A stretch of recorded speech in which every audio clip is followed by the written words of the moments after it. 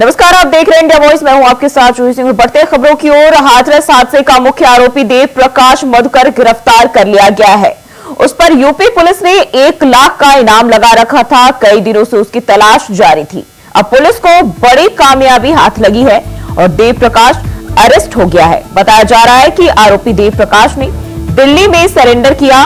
असल में दिल्ली के नजफगढ़ में उसकी लोकेशन मिली थी। जैसे ही यूपी पुलिस वहां पहुंची, उसने खुद ही सामने से सरेंडर कर दिया और फिर उसे गिरफ्तार कर लिया गया। अभी के लिए पुलिस मधुकर से पूछताछ करने वाली है। उससे कई तरह के सवाल पूछे जाएंगे। माना जा रहा है कि बाबा की लोकेशन को लेकर भी उसी से पूछताछ होने वाली है।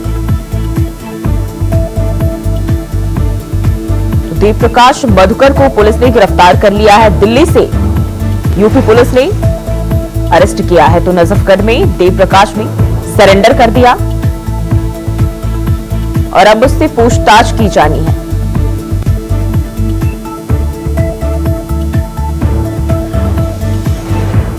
और इसी खबर पर ज्यादा जानकारी के साथ मोहम्मद आसिफ लखनऊ से हमारे साथ जुड़ गए हैं। आसिफ, बाबा का जो मुख्य सेवादार है मधुकर, वो गिरफ्तार कर लिया गया है, सरेंडर कर दिया यूपी पुलिस के सामने। क्या खबर मिल रही है? जी बिल्कुल, एसटीएफ आगरा की यूनिट ने जाल बिछाकर भोले बाबा के मुख्य सेवादार देव प्रकाश मधुकर को दिल्ली से अरेस्ट किया। हालांकि अरेस्टिंग के बारे में उनके वकील का कहना है कि मधुकर ने सरेंडर किया है और सरेंडर करने के बाद एसटीएफ ने उन्हें अपनी हिरासत में ले लिया। फिलहाल अब एसटीएफ मधुकर को गिरफ्तार कर हाथरस ला रही है, क्योंकि हाथरस में ही मुकदमा दर्ज हुआ है। हाथरस हादसा मामले में 6 सेवादारों को पहले ही पुलिस गिरफ्तार कर जेल भेज चुकी है। मधुकर पर 1 लाख का इनाम घोषित था, जिसकी गिरफ्तारी के लिए 7 टीमें गठित की गई थी और एसटीएफ को यह सफलता हाथ लगी है। फिलहाल अब इस मामले में और कितनी गिरफ्तारियां हुई हैं। आसिफ, हम बात करें, अभी तक ये बताया जा रहा है कि मधुकर से को गिरफ्तार कर लिया गया और उससे पूछताछ की जा सकती है और उम्मीद ये भी लगाई जा रही है कि बाबा के लोकेशन को लेकर भी उससे शायद जानकारी मिल सकती है। जी बिल्कुल, जो ही जिस तरह से यूपी पुलिस अब जो आरोपी है सत्संग हादसे के, उनको लेकर पूरी तरह से एक्टिव है। दर्जनों स्थानों पर छापेमारी की गई और देव प्रकाश मधुकर की अरेस्टिंग एसटीएफ ने सर्विलांस के जरिए किया है। इनकी लोकेशन दिल्ली मिल रही थी और अब मधुकर से पूछताछ के बाद बाबा पर भी पुलिस शिकंजा कर सकती है, क्योंकि बाबा के सत्संग के दौरान इस तरह से हादसा हुआ, 121 लोगों की मौत हुई। इस पर योगी सरकार पूरी तरह से एक्टिव है और इस मामले में जिस तरह से 3 जांच की जा रही है, एक तरफ जहां एसआईटी की जांच है, दूसरी तरफ न्याय आयोग की जांच है और इसके पहले एसडीएम की जांच रिपोर्ट डीएम के जरिए शासन को सौंपी जा चुकी है। तो इस मामले को जिस तरह से यूपी सीएम योगी आदित्यनाथ ने गंभीरता से लिया है और जिस तरह से हादसा हुआ है, यह कहीं न कहीं विचलित कर देने वाला है और इससे एक तरह से सबक भी योगी सरकार ने लिया है। जी जी आसिफ, हम देखें तो जिस तरीके से हादसे के 4 दिन हो चुके हैं और अब तक जो है बाबा का कोई पता नहीं चल पाया, लेकिन उनका एक बयान सामने आया है जिसमें वो ये कहते हुए दिखाई दे रहे हैं कि जो आरोपी है उन्हें बख्शा नहीं जाएगा और हम भी जो है पीड़ित परिवार, जो मृतक के परिवार, उनके साथ दुख की घड़ी में खड़े हैं। लेकिन 3 दिनों तक कोई भी उनके तरफ से बयान नहीं आया, ना ही कोई प्रतिक्रिया आई। जी बिल्कुल, जो है सत्संग हादसा मामले में कहीं न कहीं जिस तरह से कार्यक्रम आयोजक और सेवादार जो है दोषी है, उसी तरह कहीं न कहीं अब भोले बाबा भी की संलिप्तता से इनकार नहीं किया जा सकता, क्योंकि भोले बाबा का ही कार्यक्रम था और भोले बाबा का चरण रच पाने के लिए जिस तरह से उनके कमांडोज ने धक्का मुक्की की और धक्का मुक्की के बाद इतना बड़ा हादसा हो गया, जिसकी वजह से लाशों के ढेर लग गए। अब इस मामले में बाबा से भी पूछताछ के लिए लगातार एसओजी और एसटीएफ की टीम लगी हुई है।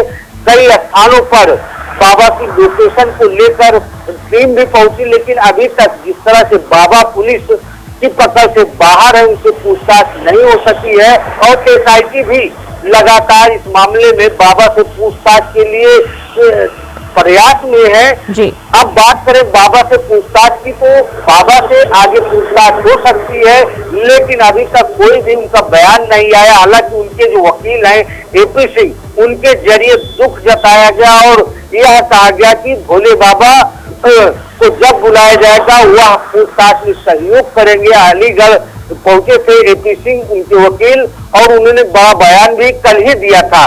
तो यह कहा जा सकता है कि सिर्फ बयानों के जरिए भोले बाबा कहीं न कहीं बचते नजर आ रहे हैं। अब देखना यह होगा कि यूपीएसटीएफ और हाथरस पुलिस भोले बाबा के खिलाफ क्या एक्शन लेती है, क्योंकि भोले बाबा का एक साम्राज्य कायम है। नोएडा, गाजियाबाद, मैनपुरी समेत कई जिलों में इनका आश्रम है। जो जिस तरह से भौकाल भोले बाबा का है, बसपा सरकार में भी भौकाल हुआ करता था और समाजवादी पार्टी सरकार में भी। तो इससे कहीं न कहीं जो उनका आश्रम है उस पर भी अब पुलिस की नजरें टिकी हुई है कि भोले बाबा कब पुलिस की गिरफ्त में आते हैं और उनसे इस हादसे के बारे में पूछताछ की जाए। जी जी जी, आपसे बहुत बहुत शुक्रिया जानकारी साझा करने के लिए। तो देव प्रकाश मधुकर को पुलिस ने गिरफ्तार कर लिया है और उम्मीद है कि अभी और भी आरोपियों की गिरफ्तारी हो सकती है। और वहीं यूपी के हाथरस में भोले बाबा के सत्संग में भगदड़ मच गई और इसमें महिलाओं और बच्चे फंस गए। भीड़ ने उन्हें कुचल दिया। अब तक 122 लोगों की मौत हो चुकी है। मरने वालों में ज्यादातर बच्चे, बुजुर्ग और महिलाएं शामिल हैं। इस हादसे के बाद सबसे बड़ा सवाल यह है कि आखिर भोले बाबा कौन है।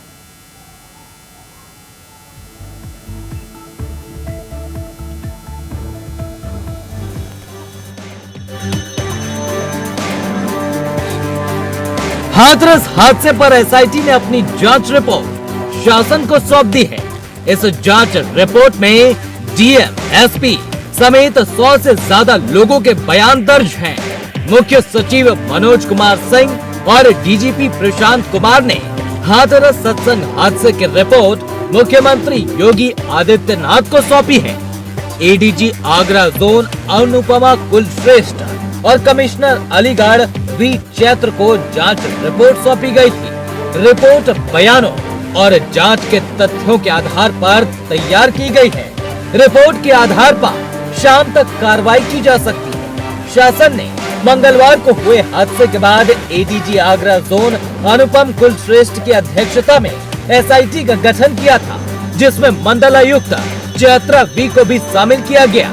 हादसे के बाद बुधवार की सुबह तक राहत और बचाव कार्य और फिर दोपहर में सीएम का दौरा रहने के चलते एसआईटी की जांच रफ्तार नहीं पकड़ पाई थी। मुख्यमंत्री के जाने के बाद जांच तेज हो गई। सबसे पहले ये प्रारूप तैयार किया गया, जिसमें तय किया गया कि किन लोगों के बयान होने हैं। उन सभी की सूची बनाकर उनके बयान दर्ज कराने के लिए समय तय किया गया था। इन सभी से पूछताछ पुलिस लाइन परिसर में हुई। साथ ही यूपी सरकार के कैबिनेट मंत्री संजय निषाद अस्पतालों में घायलों से मुलाकात करने पहुंचे। देखिए, विपक्ष को राजनीति करना है, अपने हिसाब से उसको जब मौका मिलता राजनीति करेगा। हमारा मानना है कि कभी भी लाशों पर राजनीति नहीं होनी चाहिए और ये संवेदनशील मामला है, विभत्स घटना है। इस पर लोगों को संवेदना देनी चाहिए और एक नई पॉलिसी के लिए लोगों को सोचना चाहिए कि आगे ऐसी घटना न घटे। उसके लिए एक नीति बननी चाहिए और एक नियम कानून, कड़े कानून बनने चाहिए और एक व्यवस्था हो कि कैसे लोग इकट्ठे हों, तो इतने लोग कैसे इकट्ठे हों, विज्ञान का सहारा ले। और आज के दिन में कम से कम लोगों को जिस तरीके से वर्चुअल मीटिंग राजनीति में होती है, उसी तरीके से यहाँ भी एक वर्चुअल मीटिंग हो और इस तरीके से लोगों को संदेश दिया जाए। ऐसा नहीं है, ये लोग समय में भी हादसे बहुत हुए हैं। ऐसा नहीं है कि आज ही हादसा हो रहा है। आज के दिन में ये लोग भी परमिशन लेते हैं। परमिशन एक अनुमानित होता है, वो अनकंट्रोल असीमित जो होता है वो परमिशन होता है। मैं कहता हूँ आज के दिन में ये लोगों ने बहुत परमिशन लिया है और जिसमें इतनी संख्या लिखाते हैं उसे कई गुना ज़्यादा आ जाते हैं। तो ये परमिशन तो ये तो जो भी इन्वाइटेशन होता है आयोजनों का वो अनलिमिटेड होता है, एक अप्रॉक्सीमेटली कहा जाता है, उस पर कुछ नहीं मानता। निश्चित रूप से जो जैसे जद में आएगा हमारी सरकार, माननीय मुख्यमंत्री जी जांच कराते हैं और जांच में जो दोषी पाया जाता है कितनों रसूखदार उसके खिलाफ कार्रवाई करते हैं। आपने देखा होगा माननीय मुख्यमंत्री जी तुरंत इसको तत्परता दिखाई और खुद लोगों को लगाई और अपने भी मौके पर गए। गुरुवार रात करीब 100 से ज्यादा लोगों के बयान दर्ज हो चुके थे। शुक्रवार तक एसआईटी की जांच रिपोर्ट शासन को सौंपी गई। अब शासन स्तर से स्पष्ट होगा कि इस पूरे कांड में कौन कौन दोषी है और किसने अपने स्तर से लापरवाही बरती है। एसआईटी का गठन हादसे के मूल कारण और लापरवाही व अनदेखियों को उजागर करेगा। कहा जा रहा है कि अब इस रिपोर्ट के आधार पर बड़ा एक्शन देखने को मिल सकता है। रिपोर्ट में बयानों के आधार पर जिसकी भी लापरवाही मिलेगी उस पर गाज गिरनी तय है। हालांकि अधिकारी जांच रिपोर्ट को लेकर कुछ भी बोलने से बच रहे हैं, लेकिन कहा जा रहा है कि नीचे से लेकर ऊपर तक जिसकी भी लापरवाही मिलेगी उसके खिलाफ कार्रवाई तय है। Bureau report, India voice.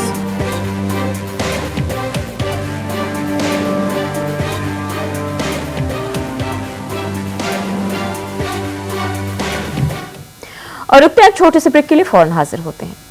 स्वागत है आपका। रुकते हैं खबरों की ओर। गोरखपुर दौरे पर सीएम योगी आदित्यनाथ। सीएम योगी के गोरखपुर दौरे का दूसरा दिन आज कई परियोजनाओं का करेंगे लोकार्पण और शिलान्यास। सर्वोदय बालिका विद्यालय का करेंगे लोकार्पण। राजकीय पॉलिटेक्निक का सीएम करेंगे उद्घाटन। ओवरब्रिज 6 लेन बांध का सीएम करेंगे निरीक्षण। तो ये जानकारी सामने आ रही गोरखपुर दौरे पर मुख्यमंत्री योगी आदित्यनाथ और गोरखपुर दौरे का सीएम योगी का ये दूसरा दिन है, जहां आज कई परियोजनाओं का लोकार्पण और शिलान्यास करेंगे। ये जानकारी गोरखपुर से सामने आ रही है। गोरखपुर दौरे पर मुख्यमंत्री योगी आदित्यनाथ और ये दूसरा दिन है सीएम योगी के दौरे का,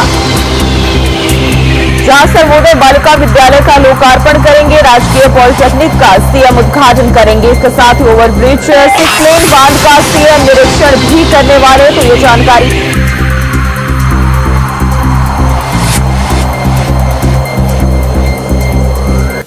और इसी खबर पर ज्यादा जानकारी के साथ गोरखपुर से अवनीश मणि त्रिपाठी हमारे साथ जुड़ गए।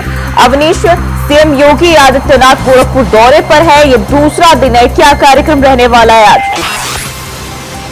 सबसे पहले तो उत्तर प्रदेश के मुखिया ने जो है पूजा अर्चना की गौ सेवा के बाद जनता दर्शन लगाया।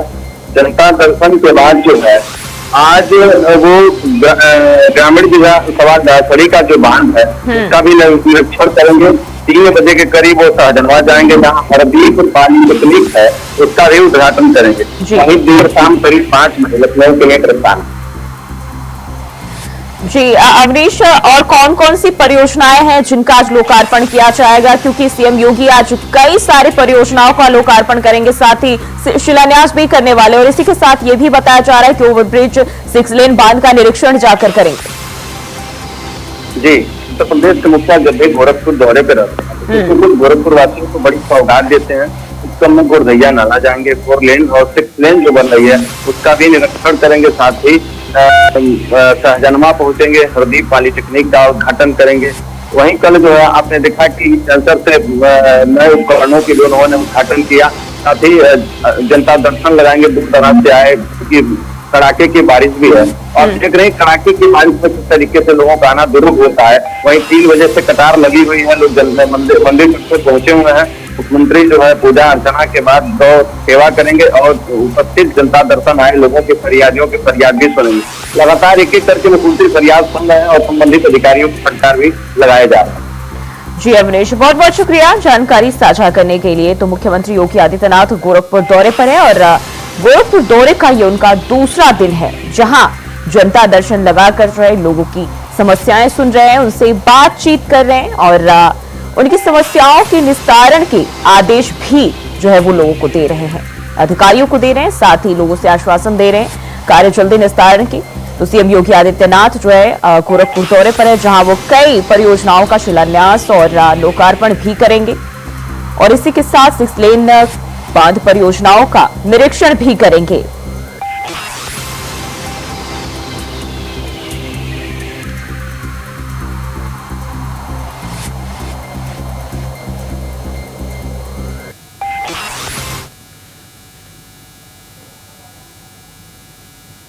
और वहीं बढ़ते आगे, लखनऊ हवाई अड्डे में सफाई के लिए रोबोट तैनात। इंटेलिजेंस क्लीनिंग रोबोट के बेड़े की तैनाती की गई। एयरपोर्ट पर पहले चरण में 2 रोबोट तैनात किए गए। टर्मिनल 3 को चमकदार बनाने के लिए मददगार होंगे।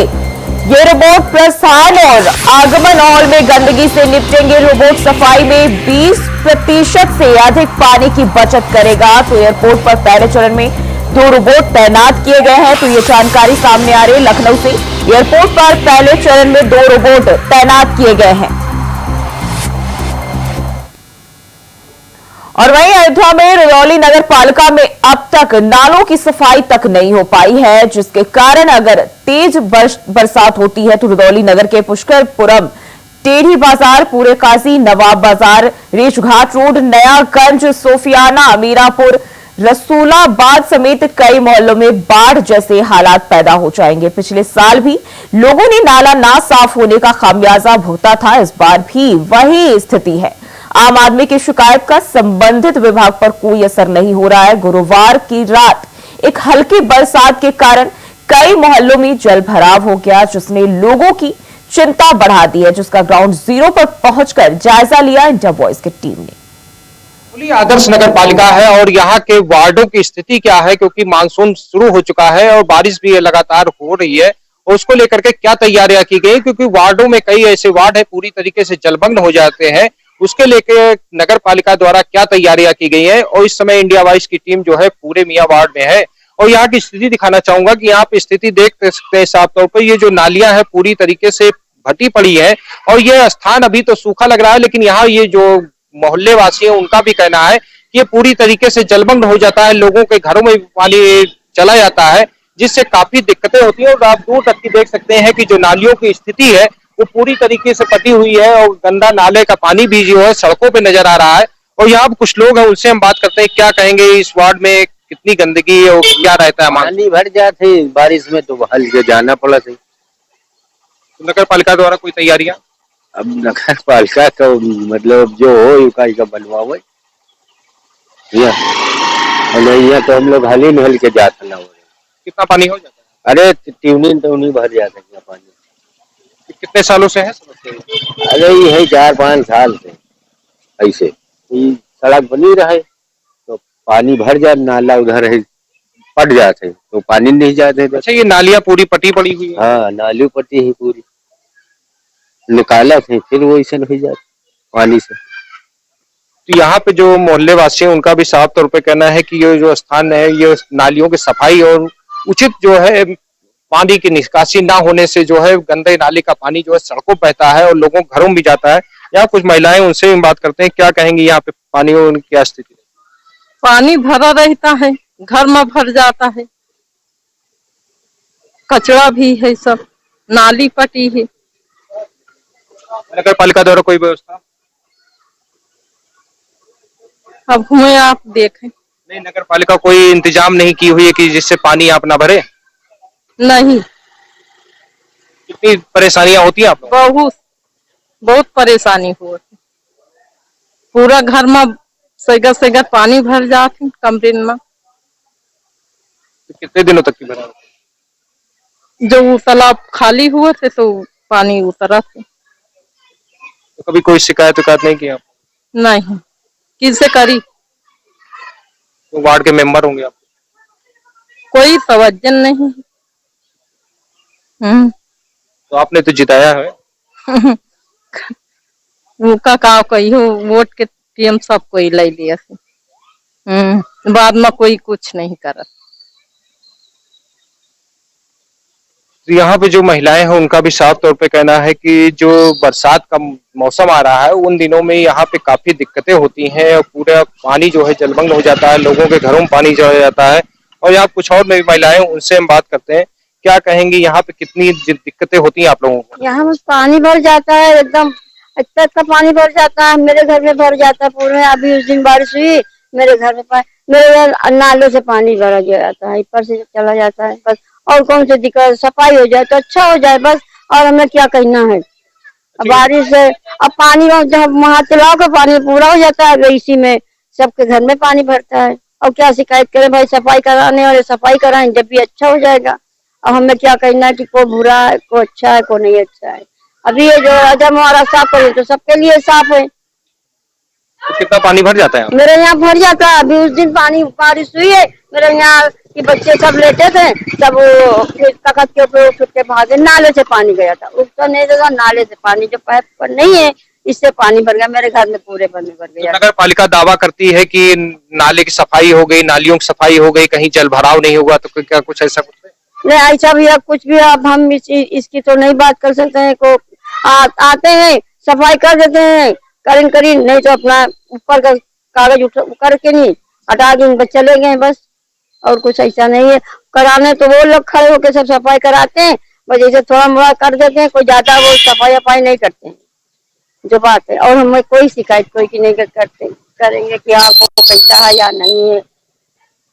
तो नगर पालिका प्रशासन से क्या मांग करती है?